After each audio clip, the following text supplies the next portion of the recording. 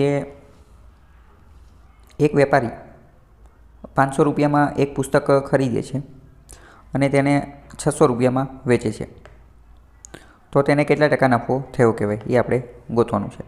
તો CP cost price કેટલું થઈ ગયું તો કે 500 રૂપિયા, અને સેલિંગ પ્રાઇસ વેચાણ કિંમત કેટલું થઈ ગયું તો કે 600 રૂપિયા. તો આ તો એકદમ સહેલું છે કે 500માં ખરીદું ને 600માં વેચું.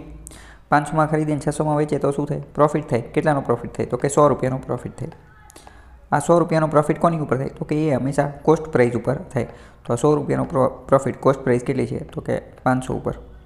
આ 2 0 ઉડી જાય, 1/5 અને 1/5 એને ફ્રેક્શનમાં છે તો પર્સન્ટેજમાં કેટલા થાય 20%. તો અહીંયા જવાબ જે છે એ 20% જ આવે છે. આની જેવો બીજો દાખલો જોઈએ કે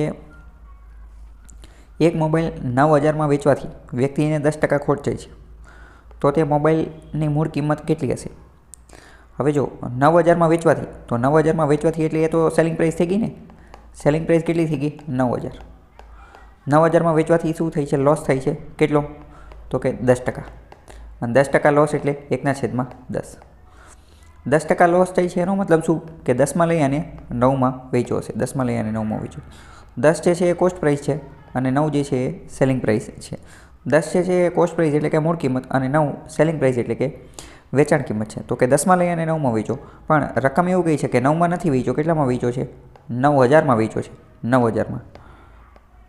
આની કરતાં કેટલા ગણો તો કે 1000 ગણો. તો આ જે 10 જે છે એ પણ એની કરતાં કેટલા ગણા હશે? 1000 ગણા હશે. એટલે કે કેટલા હશે? 10000. તો એની મૂળ કિંમત કેટલી હશે? 10000 હશે. મૂળ કિંમત એની કેટલી હશે? 10000. અને રકમ પણ એ જ આવે. અહીંયા જવાબ જે છે એ પણ 10000 જ આવે છે.